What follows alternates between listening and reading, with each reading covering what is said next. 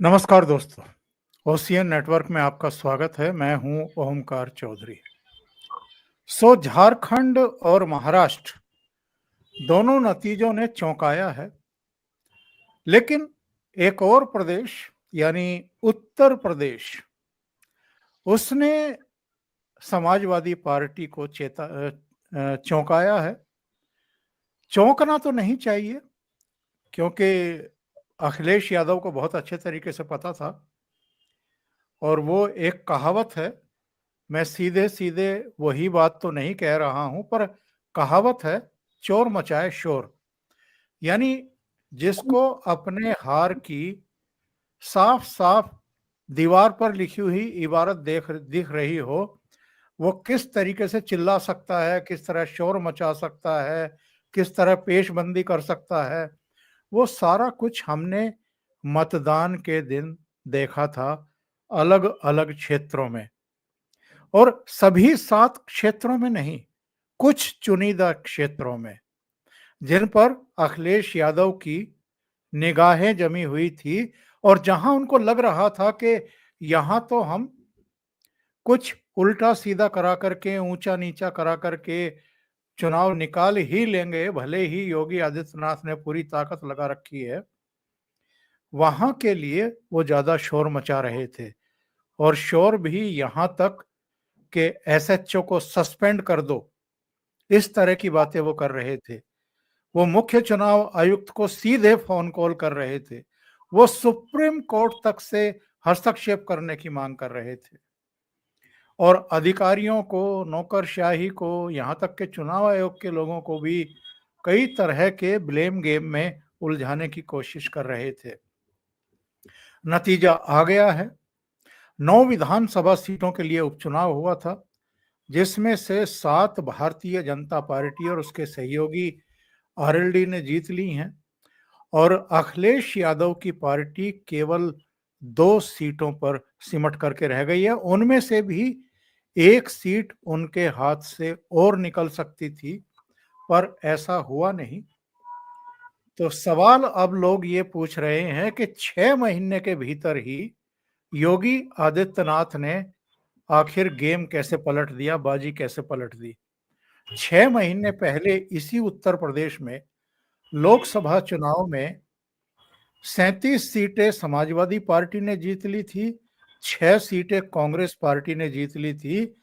Bharatiya Janata party की 29 सीटें कम हो गई 2019 के मुकाबले, और यही 29 सीटें, इसमें 2-3 सीटें और मिला दें तो पूर्ण बहुमत हो जाता नरेंद्र मोदी सरकार का। तो 2 विद्वान मेरे साथ जुड़ रहे हैं, दोनों से आप परिचित हैं।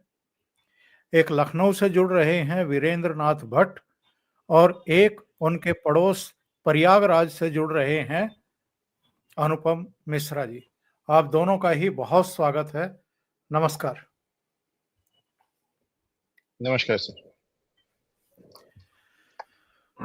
अनुपम जी, आपके पास आए।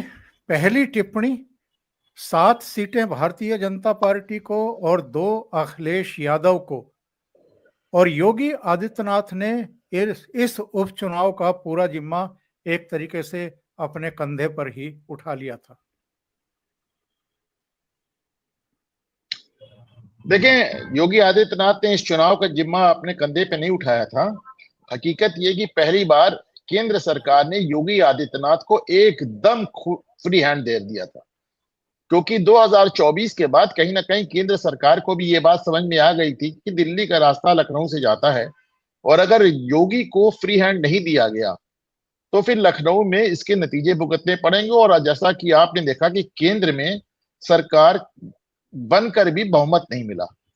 ऐसे में इस बार योगी को फ्री हैंड मिलता है, उनका मनपसंद उनको चीफ सेक्रेटरी दिया जाता है, उनका मनपसंद उनका डीजी काम कर रहा है। कुल मिलाकर उनको ऊपर पूरा चुनाव छोड़ दिया गया, और आपने देखा इस उपचुनाव से भारतीय जनता पार्टी के शीर्षस्थ नेतृत्व ने पूरी दूरी बनाकर रखी। इसको पूरी तरह योगी के हवाले कर दिया गया। योगी ने अपनी 36 लोगों की टीम बनाई, लोगों को प्रभारी बनाया, सीटों का प्रभार अपने ऊपर भी लिया, एक एक सीट पे कई कई बार गए, और महाराष्ट्र और झारखंड से समय निकाल कर उन्होंने उत्तर प्रदेश में पूरी ताकत झोंक दी। अब अखिलेश यादव कोई भी बहाना बनाए, कुछ भी पेशबंदी करें, पर हकीकत ये है सर कि जब आप ही के चैनल पे चुनाव के पहले से मैं कहता आ रहा हूं कि 7-2 से भाजपा जीतेगी, 7 सीट भाजपा जीतेगी, तो यानी मतलब मैं तो ईवीएम नहीं चला रहा हूं ना। अगर यहाँ पे प्रयागराज के एक छोटे से शहर में बैठकर मैं आपके चैनल पे पहले से दावा कर सकता हूं, तो उसको बल्कि आपके चैनल की कटिंग निकाल के आज मैं चला भी रहा हूं, मैंने अपने चैनल घूमता है ना पे लगाई, उसको ट्वीट किया उसको। तो अगर मैं पहले से बता सकता हूं तो फिर जाहिर सी बात है कि सबको नजर आ रहा है ना। मैं अगर यहाँ पे एक कमरे में बैठ के इसको गेस कर सकता हूं तो ये सबको नजर आ रहा है। लेकिन दिक्कत सिर्फ इतनी है कि 2024 में जो 37 सीटों का एक चीका फूटा था, तो उसके सहारे एक नैरेटिव एक गढ़ने के प्रयास किया गया था कि उत्तर प्रदेश पूरी तरह से पीडीएमय हो गया है, और ये भी नैरेटिव बनाया जा रहा था उसके आगे जाके कि 27 के सत्ताधीश हो रहे हैं अखिलेश यादव। तो देखिए, लोकसभा और विधानसभा दोनों अलग अलग चीजें हैं, और विधानसभा में मैं हमेशा कहता रहा हूं कि अखिलेश जब भी नारा देते हैं कि आ रहे हैं अखिलेश, तो वो नारा नहीं धमकी लगने लगता है। और उसके बाद बहुत ढेर सारी घटनाएं भी हुई लोकसभा और राज्यसभा के, लोकसभा और विधानसभा उपचुनाव के बीच में। आपने देखा कई जगह सपा कार्यकर्ताओं ने मतलब सीमा का अतिक्रमण किया, और क्या क्या हुआ हम सब ने देखा। बल्कि चुनाव के दौरान हमने देखा कि कैराना से समाजवादी पार्टी की सांसद इकरा हसन आई थी सीसा मऊ कानपुर चुनाव प्रचार करने, और उनके साथ किस तरह भद्दगी बदतमीजी और क्या क्या किया सपा कार्यकर्ताओं ने, कि आप उसका वीडियो यूट्यूब पे पड़ा है, देख लें। और ये कोई पहली बार नहीं है। हमारे तो प्रयागराज में ऋचा सिंह का चुनाव प्रचार करने डिंपल यादव आई थी, उस समय तो अखिलेश यादव मुख्यमंत्री थे, और उनके साथ जो जो हुआ था वो सब आप जाके देख लीजिए। और वो चिल्ला रही कि मैं भैया से कहूंगी और मुख्यमंत्री से शिकायत करूंगी, उनकी कोई सुनने वाला नहीं। और इस बात को मैं तमाम बहुत बहुत समय से कह रहा हूं कि जब तक समाजवादी पार्टी इस बात को स्वीकार नहीं करेगी कि कहीं ना कहीं उसके कार्यकर्ताओं में जो उदंडपना है उसको कंट्रोल किए जाने की आवश्यकता है, तब तक वो they are not addressing the elephant in the room. जो सबसे बड़ी मुद्दा है उसको वो कर नहीं रहे हैं। आप बताइए, उनके प्रवक्ता ऐसे हैं, उनके आप सोशल मीडिया हैंडल्स देखें, कितनी गंदी गंदे भद्दे भद्दे शब्द गालियां दी जाती हैं, इतनी अश्लील बातें महिलाओं को लिखी जाती हैं। मेरे अपने साथ लाइव टीवी पे बैठ के समाजवादी पार्टी के प्रवक्ता मुझे धमकी दे चुके हैं कि हमारी सरकार बनने तो हम तुम पे 200 मुकदमे लगाएंगे। आपने देखा एक राष्ट्रीय चैनल पे बैठ के उन्होंने एक नेशनल एंकर को धमकी दिया कि हमारी सरकार आएगी तो हम तुमको फर्जी मुकदमे में फंसा देंगे। मुकदमे में नहीं, फर्जी मुकदमे में फंसा देंगे। आप सोच के देखें। तो अभी भी जो मैं कह रहा हूं ना कि जो एलिफेंट इन द रूम है उसको आप एड्रेस नहीं कर रहे हो। अच्छा, ये सब आता है टॉप से आता है। खुद अखिलेश यादव इतना ज्यादा, जब से वो 2022 का खास तौर से चुनाव हारे हैं, वो पत्रकारों से इतना ज्यादा नाराज होते हैं। किस तरह की बातें वो पत्रकारों के कपड़ों से उनकी जाति पहचानते हैं, उनका धर्म पहचानते हैं। वो पत्रकारों की बात आपने देखा कि किस तरह उन्होंने रवीश कुमार के शो पे एक टाइम्स ऑफ इंडिया के पत्रकार के लिए कहा कि गर्दन काट देता मैं तलवार से। तो जब आप पत्रकारों से ऐसी बात करते हैं, जब आप जनता में ऐसी बातें करते हैं, तो मतलब मैसेज डाउन एकदम नीचे जाता है। और इस कदर समाजवादी पार्टी का जो कार्यकर्ता है वो कंट्रोल के बाहर है कि आपको याद होगा कि बाकी को जाने थे, डिंपल यादव का किस्सा मैंने सुना है, खुद अखिलेश यादव सभा नहीं कर पाए हमारे फूलपुर में 2-2 बार। इतने ज्यादा बवाल काट दिया सपा कार्यकर्ताओं ने जिसकी कोई लिमिट नहीं। तो मेरा अपना मानना है कि उत्साह अपनी जगह ठीक है, पर समाजवादी पार्टी के कार्यकर्ता जिस तरह की उनका जो पब्लिक पोस्चरिंग है, और जिस तरह वो जनसभाओं में और जनता में और तमाम सामाजिक मुद्दों पे और सोशल मीडिया पर पेश आते हैं, तो बात फिर वहीं आ जाती है ओंकार जी, जो मैं सालों से कह रहा हूं कि आ रहे हैं अखिलेश, नारा नहीं धमकी लगने लगता है। और अनुपम जी जिस क्लिप का जिक्र कर रहे थे, अभी कुछ दिन पहले ही इन्होंने मेरे प्रोग्राम में कहा था, वो क्लिप मैं आपको सुनवा देता हूँ। उसमें अनुपम जी ने क्या कहा था।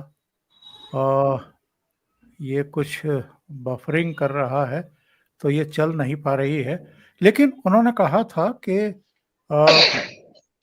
2 सीटें समाजवादी पार्टी और जो बाकी की सीटें हैं वो आप देखेंगे कि भारतीय जनता पार्टी और जीतेगी। मैंने कुंदरकी का भी जिक्र किया था। मैंने कहा था कुंदरकी भारतीय जनता पार्टी बड़े मार्जिन से जीतेगी। आज मैंने वो क्लिप भी ट्वीट की है।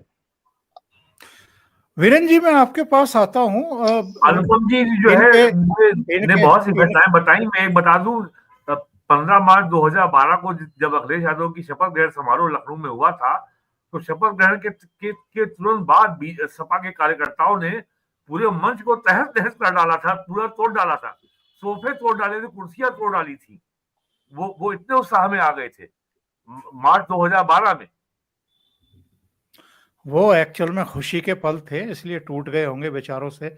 मैं ये पूछ रहा हूँ आपसे कि ये जो कहा जा रहा है कि पुलिस के बल पर योगी ने ये विधानसभा के उपचुनाव जीते हैं, क्या पुलिस के बल पर या किसी तरह का कोई इस तरह का तमाशा करके कोई चुनाव जीता जा सकता है जब तक कि पब्लिक आपके साथ ना हो? देखिए, ये तो स्टॉक एलिगेशन है। राज्य सरकार सरकारी मशीनरी का दुरुपयोग हो रहा है, डीएमएसपी रूलिंग पार्टी के पोलिंग एजेंट बन गए हैं, ये सब तो आरोप हम सुन रहे हैं पिछले 40 साल से। इसमें कोई नई बात नहीं है। और जो पुलिसमैन ऑन ड्यूटी होता है पोलिंग बूथ के सामने, उसको अपनी नौकरी भी बचानी होती है, उसको जो है उसको शांतिपूर्ण पोलिंग भी करवानी होती है, उसको फेक वोटिंग को भी देखना होता है। और वहां पे केवल उसको एक पार्टी को नहीं झेलना पड़ता, वहां पे जितने पार्टी के कैंडिडेट होते हैं उन सबके पोलिंग एजेंट वहां पे एक एक वोट के लिए संघर्ष करते हैं। और ये आपने सुना ही होगा कि बीजेपी ने डिमांड किया था कि बुर्का को अपना चेहरा, जो महिला बुर्का नशी हैं वो अपना चेहरा दिखाए बगैर वोट ना डालने पाए। और अखिलेश यादव ने इसका विरोध किया था कि बुर्का नशीनों जो महिलाएं हैं उनको पर्दा उठाने के लिए मजबूर ना किया जाए। हालांकि महिला पुलिसकर्मी ड्यूटी के लिए लगाई गई थी, तो ऐसा नहीं है कि कोई उनकी निष्ठा को भंग किया जा रहा था। तो ये पुलिसकर्मियों पे आरोप और ये सब तो स्टॉक एलिगेशन है, कोई नई बात नहीं है। असली चीज ये है कि 2019 में समाजवादी पार्टी की सीटें लोकसभा में 5 आई थी, 24 में बढ़ के 37 हो गई। तो और बीजेपी की 65 थी, घट के 33 हो गई। तो समाजवादी पार्टी का बढ़ा हुआ वजन पिछले 6 महीनों में कभी दिखाई नहीं पड़ा, और भारतीय जनता पार्टी का ये घटा हुआ वजन लोगों को दिखाई नहीं पड़ा। अखिलेश यादव के सामने चुनौती थी कि 24 के लोकसभा चुनाव से जो यूफोरिया, जो उत्साह जनरेट हुआ है, उसको वो सस्टेन करें। वो ये बात भूल गए कि वो एक वन ऑफ इवेंट था, एक बार हो गया। आपने कहा कि साहब संविधान खत्म हो जाएगा, आरक्षण खत्म हो जाएगा। ये कहने का मौका आपको बीजेपी ने ही दिया। अब की बार 400 पार, ये नहीं बताया कि भाई 400 पार क्यों चाहिए। अयोध्या के उम्मीदवार लल्लू सिंह ने बकायदा बयान दे दिया कि साहब अब की बार हम 400 पार सीटें जीतेंगे और संविधान बदलेंगे। वो वीडियो सोशल मीडिया का युग है, वायरल हो गया। तो बीजेपी अपना बचाव नहीं कर पाई कि, और लोगों के मन में ये बात बैठ गई कि साहब ये मामला 400 पार जा रहा है। और प्लस ये अफवाह चलाई गई कि साहब जो है आरक्षण के नियमों का पालन नहीं हो रहा है, 70,000 टीचरों के मामले में आरक्षण जो है आरक्षण नहीं हुआ, बैकवर्डों का हक मारा गया। तो कुल मिलाकर के बीजेपी इस नैरेटिव वॉर में विफल रही। और दूसरी और बड़ी बात, वीरेन जी, ये भी कहा गया कि योगी आदित्यनाथ की पसंद के कैंडिडेट नहीं खड़े किए गए थे नहीं, लोकसभा कहीं ना चुनाव कहीं भारतीय जनता पार्टी में योगी आदित्यनाथ में और केंद्रीय गृह मंत्री अमित शाह में पावर स्ट्रगल था। योगी आदित्यनाथ की चुनाव की में कहीं कोई भूमिका नहीं थी। वो सेंट्रल पार्लियामेंट्री बोर्ड के मेंबर नहीं है, वो सेंट्रल इलेक्शन कमेटी के मेंबर नहीं है, कैंडिडेट्स के सिलेक्शन में उनकी कोई भूमिका नहीं थी कहीं कोई। और उन्होंने 36 कैंडिडेट बदलने की बात कही थी, एक भी नहीं बदला गया। और कम से कम 20 सीटें ऐसी हैं जहां अगर कैंडिडेट बदल दिया गया होता तो बीजेपी की स्थिति बेहतर होती। तो ये ऐसा कुछ हुआ नहीं। प्लस अरविंद केजरीवाल यहाँ मार्च के आखिरी हफ्ते में आए थे, उन्होंने लखनऊ में आके बयान दिया कि लोकसभा चुनाव के तुरंत बाद योगी आदित्यनाथ को पद से हटा दिया जाएगा। इसका भी बड़ा असर हुआ। भारतीय जनता पार्टी भी इस दुष्प्रचार को फाइट करने में, लड़ने में नाकाम रही। तो वो कॉम्बिनेशन ऑफ फैक्टर हो गए थे जिसके कारण सब कुछ होते हुए, सारे संसाधन और सारी सबलता होते हुए भी भारतीय जनता पार्टी उसको अपनी सीटों में कन्वर्ट नहीं कर पाई।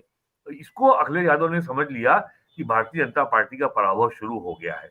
समाजवादी पार्टी को, इंडिया अलायंस को हरियाणा के चुनाव में 8 अक्टूबर को बहुत स्पष्ट संदेश मिला था कि 2014-2019 की तुलना में बीजेपी की हरियाणा के विधानसभा चुनाव में सबसे अच्छी परफॉर्मेंस 2024 में हुई। 48 सीटें उसने जीती हैं। इतनी सीटें उसको पिछले 2 विधानसभा चुनाव में नहीं मिली थी। इन्होंने उससे भी कोई संदेह, इन्होंने कोई उससे सबक नहीं लिया। और कल अखिलेश यादव को ट्वीट आया है कि हम 9 की 9 सीटें जीत रहे हैं और केवल हमें जाके इलेक्शन सर्टिफिकेट लेना हमें बाकी रह गया है। और आज रात आप लोग अपनी जो अपनी विजिल है वो बनाए रखिए, कहीं कोई गड़बड़ ना कर पाए बीजेपी। तो ये सब हो गया। लेकिन जो उनका नारा पीडीए का था वो अब की बार बिल्कुल नहीं चला। पिछली बार जो दलित बहुजन समाज पार्टी से उदासीन था, बीजेपी की ओर जा नहीं रहा था, और एक बड़ा वर्ग, पिछड़े वर्ग का भी जो बीजेपी से उदासीन हो गया था, विशेषकर कुर्मी समुदाय के लोग, समाज के लोग, वो चले गए थे सपा में। तो अब ये उन्होंने मान लिया कि ये ट्रेंड सदैव बना रहेगा। और आपने अगर लोकसभा में सीटें 37 जीती थी, उससे जो यूफोरिया, जो उत्साह जनरेट हुआ था, उसको सस्टेन करने के लिए पिछले 6 महीने में आपने क्या किया? सिवाय ट्वीट के कुछ नहीं किया आपने। और आज योगी आदित्यनाथ ने आज बीजेपी कार्यालय शाम को गए थे, उन्होंने कहा था कि जिस तरीके जो विलाप समाजवादी पार्टी ने पोलिंग के दिन में किया, सुबह से ट्वीट करना शुरू कर दिया, तो उससे स्पष्ट था कि उनको हार अपनी साफ दिख रही थी। तो अब जो है अखिलेश यादव के लिए जो ये उनके लिए डबल झटका है। पहला, उनका पीडीए का नारा बुरी तरह पिट गया। जो उन्होंने यूफोरिया बनाया था जून 2024 के बारे में, वो ध्वस्त हो गया। और जो वो कह रहे थे कि साहब ये तो 2027 के पहले का सेमीफाइनल है, और आज उप मुख्यमंत्री केशव मौर्य ने कह दिया 2027 क्या 2047 में भी समाजवादी पार्टी सत्ता में नहीं आएगी। और अब ये जून 2023 में इंडिया अलायंस जो है, ये जब बना था, जो पहली मीटिंग पटना में हुई थी, और तब ये बड़े जोर शोर से कहा गया था कि अगर 1-to-1 फाइट हो जाए तो बीजेपी की सीटों को 200 से नीचे लाया जा सकता है। हरियाणा, मध्य और महाराष्ट्र और यूपी के बाई इलेक्शन से साबित हो गया कि अब भारत की राजनीति बाईपोलर हो रही है, द्विपक्षीय हो रही है। बाईपोलर पॉलिटी जो है बीजेपी के लिए आसान होती दिख रही है। और उत्तर प्रदेश में खास करके अब तीसरे प्लेयर के लिए स्थान सिमट रहा है।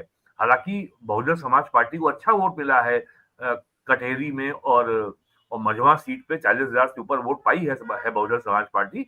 लेकिन बहुजन समाज पार्टी केवल दलित वोट के बल पर एक प्रभावी प्लेयर बन के नहीं रह सकती, ये बड़ा स्पष्ट है।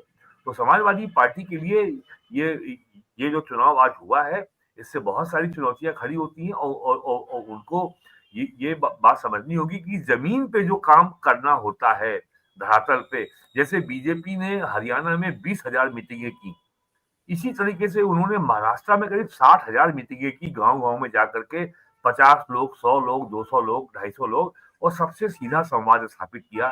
सबकी समस्याएं सुनी, सबकी शिकायतें सुनी। भाई आपकी क्यों नाराज थे, आप क्या चाहते हैं, क्या करें हम? तो सुना उन्होंने, तो लोगों के मन में एक विश्वास जगा कि चलो अब ये लोग हमारे गांव तक आए हैं, कुछ तो करें।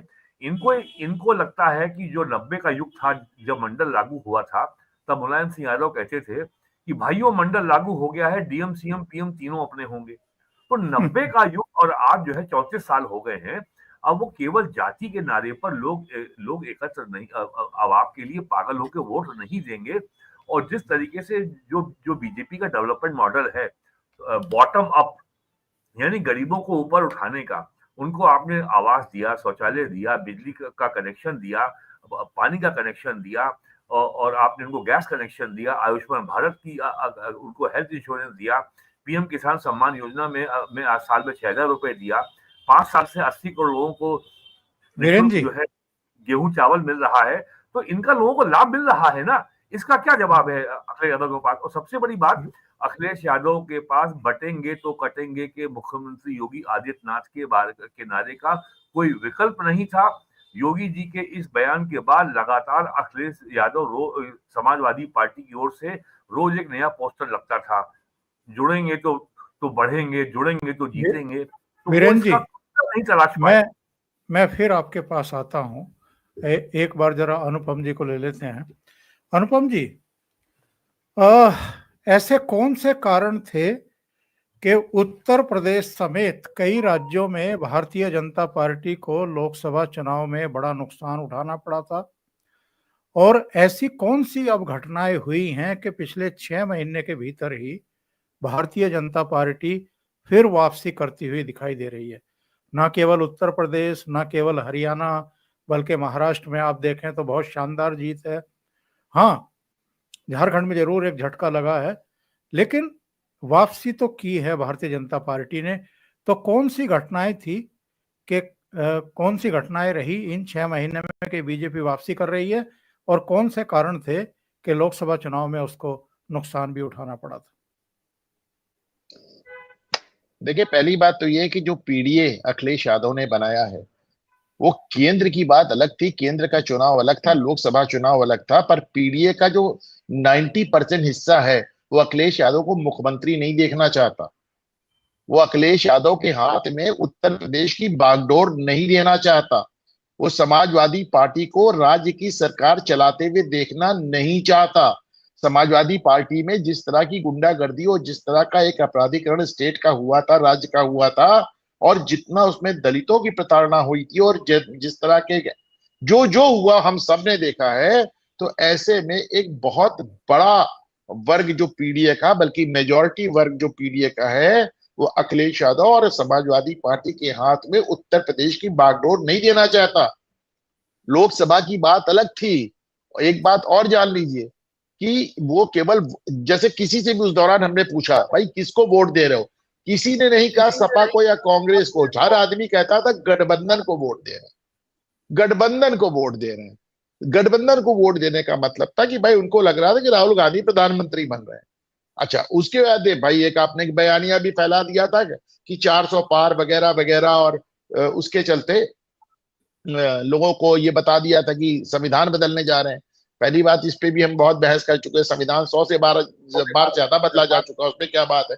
लेकिन एक चीज और देखें,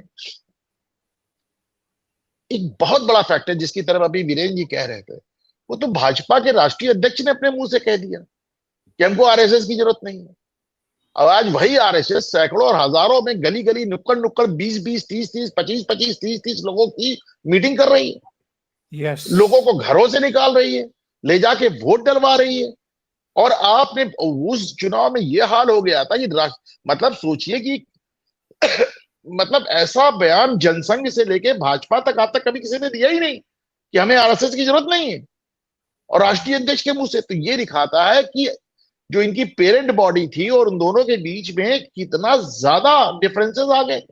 और मैं हमेशा कहता हूं, मैंने जयपुर में, आप मेरे साथ थे, मैंने वहां भी कहा कि 2024 का चुनाव पॉलिटिकल साइंस में पढ़ाया जाएगा, मुसलमानों की वोटिंग के लिहाज से, दलितों के वोटिंग के लिहाज से, तमाम तथाकथित सवर्णों की वोटिंग के लिहाज से, पिछड़ों की वोटिंग के लिहाज से। और ये भी देख लें आप कि जो, मतलब मैंने कहा ना कि 2024 में एकदम ही नजारा अलग था, एकदम ही हालत। और देखिए, हमने तो यहां पे देखा है कितनी बार एक राज्य में, और अभी दिल्ली में पिछली 3 बार से देख रहे हैं, एक बार एक राज्य में 2 चुनाव कभी कभी साथ साथ होते हैं। और हमारे देश की जनता इतनी मैच्योर है कि लोकसभा में किसी और को वोट देती है और विधानसभा में किसी और को वोट देती है। 7 बार हमने आंध्र प्रदेश में एक ही दिन में 2 चुनाव हुए तो हमने देखा था। दिल्ली में आप देख लीजिए, अरविंद केजरीवाल को प्रचंड बहुमत देने के बाद वो 3 बार से अरविंद केजरीवाल को एक भी सीट लोकसभा में देने को तैयार नहीं। तो जनता मैच्योर है, बहुत ज्यादा मैच्योर है। इस तरह मैच्योर डेमोक्रेसी नहीं हो सकती। तो ये तमाम हालात बदल गए। उसके बाद अखिलेश यादव, ये इनके चलते ही जो एक कई कांड ऐसे हुए जिसमें जो पीड़ित या पीड़िता थी वो इनके पीडीए से आती थी, परंतु चूंकि उसमें अभियुक्त मुस्लिम वर्ग से आता था, अखिलेश यादव ने उसमें जैसी दूरी बनाई, जैसे भदरसा कांड ही देख लीजिए, तो मोहित खान वाला, तो उसमें वो चीजें, मैसेज बहुत गलत चला गया। फिर आपने बांग्लादेश में जिस तरह अपनी चुप्पी साधी, वो मैसेज गलत चला गया। और बांग्लादेश का भी जो चुनाव, जो हालात हुए, इसको कम ना समझिए आप, बांग्लादेश के हालात का हमारे चुनावों पे बहुत असर पड़ा।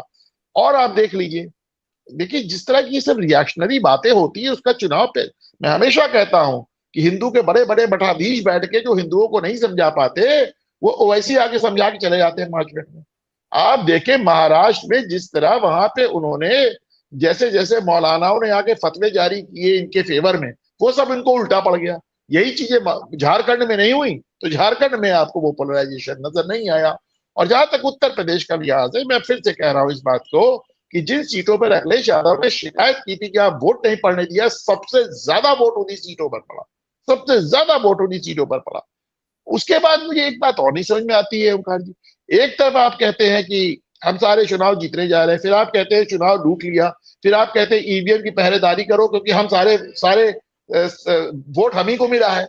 आप एक ही सांस में कहते हैं हमको इतना वोट मिला है कि हम 9 सीट जीतेंगे, और उसी सांस में कहते हैं चुनाव कैंसिल हो जाना चाहिए। मतलब कुछ सर पैर तो समझ में आया बात का। और फिर आप कहते हैं कि हम चुनाव जीतने जा रहे हैं, उसके बाद आप मतलब तमाम फिर एग्जिट पोल आते हैं, एग्जिट पोल भी आपके खिलाफ जाते हैं, आप उनको भी खारिज कर देते हैं। बात सारी ये है कि एक जो 2024 के चुनाव से एक नैरेटिव बना, जिसके चलते अखिलेश यादव को फाइनली लगा कि 2027 में हम सत्ता में फिर से लौट सकते हैं, वो नैरेटिव चारों खाने चित्त हो गया इस बार। और इतना बुरा चित्त हुआ, हाँ इतना बुरा चित्त हुआ। मैं अक्सर कहता था कि इतना मुस्लिम वोट या 1946 में मोहम्मद अली जिन्ना को मिला था मुस्लिम लीग को, और या फिर 2024 और 2022 में अखिलेश यादव को मिला। लेकिन अब वो भी आपके साथ कुनरकी में जो हुआ है, ये मामूली घटना नहीं है, ये मामूली घटना नहीं। तो ये सब मैं समझता हूं कि अब ये वो सवाल है जिसका जवाब देने में अखिलेश यादव को बहुत दिक्कत आएगी। इस मामले में कांग्रेस ज्यादा समझदार निकली, उसने उत्तर प्रदेश में चुनाव ही लड़ना मुनासिब नहीं समझा। बिल्कुल सही बात है। 27 के विधानसभा चुनाव के पहले कांग्रेस अभी इनको डांस कराएगी, आप देखिएगा। अभी कांग्रेस अब किसी को डांस कराने की पोजीशन में रह नहीं गई है। आज मैंने दिया है पूरा एक सूची दिया है ट्विटर पे, 89 चुनाव हार चुके हैं राहुल जी। तो अब वो बस, हाँ लेकिन देखिए उनकी भी साथ कमाल है, पूरे देश में आज चुनाव हार गए। और हमारे यहाँ प्रयागराज में मैं आपको बता रहा हूँ, वो बड़े बड़े पोस्टर लगे हैं और बैनर लगे हैं। देखिए मैं आपको दिखा रहा हूँ, आप जब देखें वीरेंद्र भाई, आप भी देखें, इंदिरा गांधी लौट आई प्रियंका की फोटो के साथ, इंदिरा इज बैक। मैंने एक प्रोग्राम किया था और इसके नीचे लिखा है हम जीत गए। कहाँ जीत गए? हाँ, मैंने करीब 15 दिन पहले एक प्रोग्राम किया था कि ये ना तो महाराष्ट्र में जीतेंगे ना झारखंड में। हालांकि झारखंड वाला मेरा आइडिया गलत साबित हुआ, पर ये चूंकि वायनाड में जीत जाएंगे इसलिए ये फिर खुशी मनाएंगे। बहरहाल झारखंड का चर्चा आया है तो मैं वीरेंद्र जी आपकी एक टिप्पणी जरूर चाहूंगा। झारखंड में हुआ क्या है?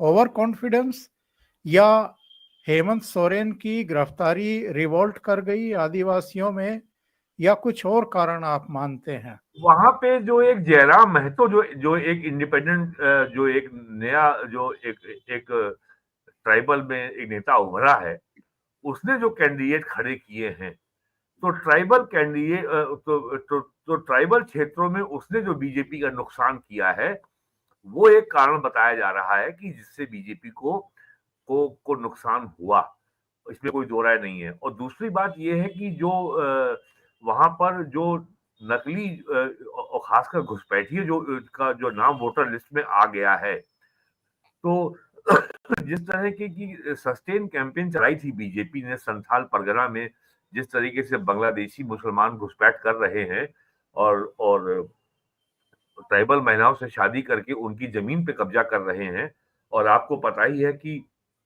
संथाल परगना में जो लैंड लॉज हैं उसमें पिता की संपत्ति का अधिकार जो है जाता है बेटी को, तो उसके चलते वो उनके जमीन के मालिक भी बनते जा रहे हैं। तो कुल मिला के इस सब के चलते उनका वोट जो है वो बहुत बड़ी हद तक पोल हो गया। हालांकि माहौल ये बनाया जा रहा है कि हेमंत सोरेन को जो जेल जाना पड़ा ईडी के जांच के बाद, इसके चलते उनका स्टेचर, उनका कद बहुत बड़ा हो गया। ये बात मुझे बहुत कन्विंसिंग नहीं लगती, क्योंकि झारखंड मुक्ति मोर्चा में करप्शन कोई नई बात नहीं है। इनके पिताजी जो गुरु जी कहलाते हैं शिबू सोरेन, वो भी जेल गए थे करप्शन के आरोपों में। तो झारखंड में जो ट्राइबल वोट है, जो आदिवासी वोट है, पीवी नरसिम्हा राव की सरकार को बचाने के लिए कांग्रेस ने खेल किया। आपने सही कहा, बिल्कुल सही बात, यही हुआ था। तो झारखंड में जो जनजाति वोट है, जो ट्राइबल वोट है, उसके मैनेजमेंट में बीजेपी सफल नहीं रही। वो एक मुख्य कारण है जो उसको सीटें पर्याप्त मात्रा में नहीं मिली। बिल्कुल सही है। अनुपम जी, इस पे आप कोई टिप्पणी करना चाहेंगे? वरना सर मैं मानता हूं कि हेमंत का जेल जाना उल्टा पड़ा। हाँ, मैं मानता हूं कि देखिए, सिंपैथी भी अलग अलग तरह से होती है। सिंपैथी लहर का फायदा केजरीवाल को नहीं मिला। केजरीवाल कहता ही रह गया कि अगर आपको लगता है मैं जेल से निकल आऊं तो मुझे वोट दे दीजिए, उसे एक वोट नहीं मिला। लेकिन सिंपैथी का फायदा हेमंत बिस्वा शर्मा को मिल गया। और मिल ही नहीं गया कि जब हाईकोर्ट की एक टिप्पणी थी कि साहब हेमंत के खिलाफ जो मुकदमा हुआ उसमें हेमंत की गलती नजर नहीं आ रही है। फिर सुप्रीम कोर्ट से भी ऐसे आदेश आ गए, तो हेमंत का जेल जाना उल्टा पड़ा साहब। मुझे लगता है कि चलिए, you win some you lose some, आप एक राजनीतिक कदम उठाते हैं और उसके बाद आपको, पहली बात तो मुझे लगता है कि हेमंत का तीन चीजें, हेमंत का जेल जाना गलत हुआ। कल्पना सोरेन ने जिस तरह पब्लिक के साथ कांटेक्ट बैठाया और जो एक उन्होंने इक्वेशन बैठाया, उसका कोई मैच भाजपा के पास नहीं था। तीसरी बात, जो महिलाओं को दे रहे थे वो सुविधा, हो रहे वो क्या नाम है, हेमंत सोरेन, आप कह रहे हैं हम देंगे, वो ऑलरेडी दे रहे हैं। तो पब्लिक को लगता है जो मिल रहा है यार उसको क्या डिस्टर्ब करना। और महिलाओं का 4% वोट ज्यादा निकला। That made all the difference. बहुत अंतर डाल दिया साहब उसने, जो उनका एक अलग निकला। और इसको आप मानिए कि वो हेमंत सोरेन की एक सुनामी थी, जिसके कंधे पे चढ़ के कांग्रेस भी कुछ वोट पा गई और जिसके कंधे पे चढ़ के तेजस्वी यादव भी कुछ वोट पा गए। वरना बिहार में तो तेजस्वी यादव का तो सूबा साफ हो गया। और चलते चलते मैं ये जरूर कहूंगा कि वो हेमंत बिस्वा शर्मा, जिन्होंने आसाम में 5 में से 5 सीटें निकाल दी और जो कि झारखंड के प्रभारी थे, उन्होंने इतनी विनम्रता पूर्वक कहा है कि मुझे जनादेश स्वीकार है। और वही कांग्रेस महाराष्ट्र में रोना रोड़ी के साथ ईवीएम फ्रॉड हो गया। हाँ, यही उन्होंने हरियाणा में भी किया था। अच्छा, एक बात और बताइए अनुपम जी, सर, जो हाल उद्धव ठाकरे का हुआ है, क्या कुछ महीने बाद, बल्कि 2 महीने के बाद ही दिल्ली में जो कुछ होने वाला है चुनाव में, क्या अरविंद केजरीवाल का उससे बुरा हाल होगा या वैसा ही होगा? पहली बात तो मैंने सर आपके शो पे कई बार ये बात कही है कि इस चुनाव के बाद उद्धव ठाकरे की राजनीति समाप्त हो जाएगी। मुझको वो भी ढूंढ के निकालना, उसकी भी क्लिपिंग चलाऊंगा। कई बार मैंने आपके उसमें शो पे कही कि उद्धव ठाकरे की राजनीति पूरी तरह समाप्त हो जाएगी। रही बात अरविंद केजरीवाल की, तो उद्धव ठाकरे एक उनकी अहम की राजनीति है। अरविंद केजरीवाल के अंदर कोई अहम नहीं। उन्हें अपनी किसी भी बात से पलट जाने में कोई संकोच नहीं है। किसी के आगे दंडवत हो जाए। मतलब मेरी नानी कहती थी कि राम मंदिर मत जाना, राम मंदिर के लिए ट्रेन चला दी। अगर मैं तुमको यमुना नहाने लायक ना दूं तो मुझे वोट मत देना। यमुना का हाल देख लीजिए। पराली पे उन्होंने कितने ढेर सारे साइंटिफिक टुटके बताए कि मैं इसकी खाद से लेके पता नहीं क्या क्या बना दूंगा, और उसके बाद कह दिया कि हवा लाहौर से खराब है। तो वो एक अजीब किस्म की बेशर्म राजनीति है। मैं बहुत ज्यादा हार्श शब्द कभी भी किसी के लिए प्रयोग नहीं करता हूं। अरविंद केजरीवाल इकलौते इसमें अपवाद हैं, क्योंकि मुझे लगता है कि उन्होंने इस देश की राजनीति को वो हार की जीत वाले बाबा भारती और खड़क सिंह वाला धोखा दिया है। मुझे उनसे बात, अब जिस तरह की बात उन्होंने कल कही, उन्होंने कहा कि मुझ पे आरोप है, मैं रेवड़ी दूंगा, अब तुम लोग तय कर लो तुमको रेवड़ी चाहिए कि नहीं चाहिए। भाजपा आएगी तो रेवड़ी बंद कर दे। तो जिस बेशर्मी से वो अपना प्रचार करते हैं, वो भी सबके बस की बात नहीं है। ये कहना कि उद्धव ठाकरे ने अपनी विचारधारा पे 180 डिग्री टर्न लिया, इसलिए उनका ये हाल हुआ। बाल ठाकरे की गाड़ी का ड्राइवर टीवी पे आके उद्धव ठाकरे के लिए खिलाफ बोल रहा था। केजरीवाल की विचारधारा में कभी कोई अंतर नहीं आया। केजरीवाल हर जगह पकड़े जाने के बावजूद कहते हैं मैं कट्टर ईमानदार हूं, जाइए। मतलब आप, लेकिन केजरीवाल के 2 फैक्टर थे। एक तो उनका ये रेवड़ी वर्ग था, और नहीं एक तो उनका, एक और भूल रहे आप, चवन्नी भी नहीं मिली। 2 चीजें चवन्नी कहते भी हैं। नहीं मिली। हाँ, और एक तो उनका रेवड़ी लाभार्थी वर्ग था, और दूसरा एक ऐसा वर्ग था ओंकार जी, जो पढ़ा लिखा वर्ग होते हुए केजरीवाल को बहुत ईमानदार समझता था। वो जो दूसरा वर्ग था उसका भ्रम तकरीबन पूरी तरह ध्वस्त हो गया है। और जैसे वो शीश महल से लेके और क्या क्या, चलिए भाई आपने ये साबित नहीं किया वो साबित नहीं किया, पर शीश महल ने तो, एक घर का काम होता है आवड़ा प्रदान करना, हमको ढकना, हमारा घर हमको ढकता है। शीश महल ने केजरीवाल को नंगा कर दिया। बिल्कुल सही है। और वीरेन जी, आखिरी टिप्पणी आपकी। 25 नवंबर से पार्लियामेंट शुरू हो रही है। जब संसद खुली थी नई लोकसभा के गठन के बाद, तो राहुल गांधी के तेवर, बॉडी लैंग्वेज, जबान सब देखने सुनने के लायक थे। उन्होंने बहुत ही अपमानजनक तरीके से बातें की थी, बहुत एरोगेंटली बिहेव किया था प्राइम मिनिस्टर के सामने खड़े होकर के। अब कर पाएंगे क्या 25 नवंबर से जो सत्र शुरू हो रहा है? देखिए, राहुल गांधी के पास एक ही पॉलिटिकल पूंजी है, वो है सेंस ऑफ एंटाइटलमेंट कि मेरे पिताजी प्राइम मिनिस्टर, मेरी दादी प्राइम मिनिस्टर, मेरी दादी के पिताजी प्राइम मिनिस्टर, तो मैं पीएम क्यों नहीं। तो उनका जो जो एरोगेंस है और जो उनका कंटेम्प्ट है प्राइम मिनिस्टर के प्रति, वो इसी सेंस ऑफ एंटाइटलमेंट यानी ये अधिकार से उपजता है। तो उनका ये जो एरोगेंट बिहेवियर है, अपमानजनक बिहेवियर है, प्राइम मिनिस्टर के प्रति अपमानजनक कंटेम्पचुअस बिहेवियर है, वो बदस्तूर जारी रहेगा, उसमें कोई अंतर नहीं आने वाला है। लेकिन जब राहुल गांधी अडानी के बारे में प्रेस कॉन्फ्रेंस कर रहे थे, तो एक रिपोर्टर ने उनसे सवाल किया था कि आप हर संसद के सत्र के पहले कोई ना कोई एक्सप्लोसिव इशू ले आते हैं, तो उन्होंने उसको ये कह के चुप करा दिया, ये बीजेपी का सवाल है।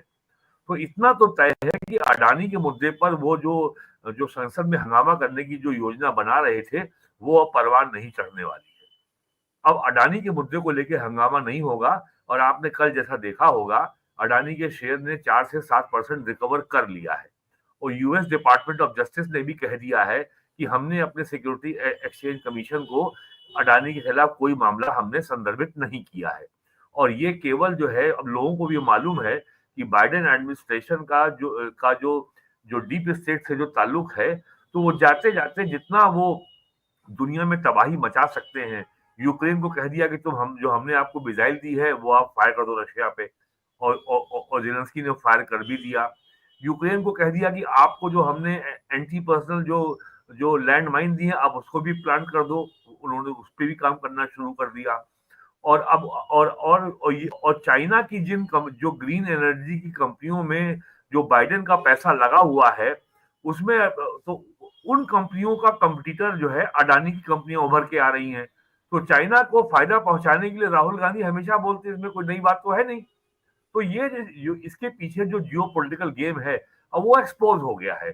सोशल मीडिया ने इस बारे में बहुत अच्छा काम किया है। ट्विटर पे बहुत लंबे लंबे थ्रेड्स आए हैं कि ये पूरा गेम है क्या अडानी को फंसाने का। और आज भी बड़े बड़े कॉलमिस्ट ने लिखा है कि अडानी के लिए फॉरेन फंडिंग जुटाना मुश्किल हो जाएगा। तो संसद का सत्र जो है आराम से चलेगा, और अगर ये हंगामा करते भी हैं तो सरकार को इससे कोई परेशानी नहीं है। सरकार वक्फ बिल को आसानी से पास करा देगी। और आपने देखा होगा, यूपी कैबिनेट ने कल वक्फ के बारे में बहुत महत्वपूर्ण फैसला कर दिया है कल। हरियाणा के बाद अब महाराष्ट्र ने भी केंद्र सरकार को एक ताकत दे दी है। निश्चित रूप से शीतकालीन सत्र में अब मोदी सरकार बहुत धड़ल्ले के साथ और पूरी हिम्मत के साथ वक्फ संशोधन बिल पेश भी करेगी और पारित भी कराएगी। ये लोग उसको रोक नहीं पाएंगे। बहुत बहुत धन्यवाद आप दोनों महानुभावों का। बहुत महत्वपूर्ण मुद्दे पर आप लोग जुटे ओशियन नेटवर्क पर और अपने विचार रखे। Thank you so much. नमस्कार। मैं भी निकल रहा हूँ वापस। Thank you so much.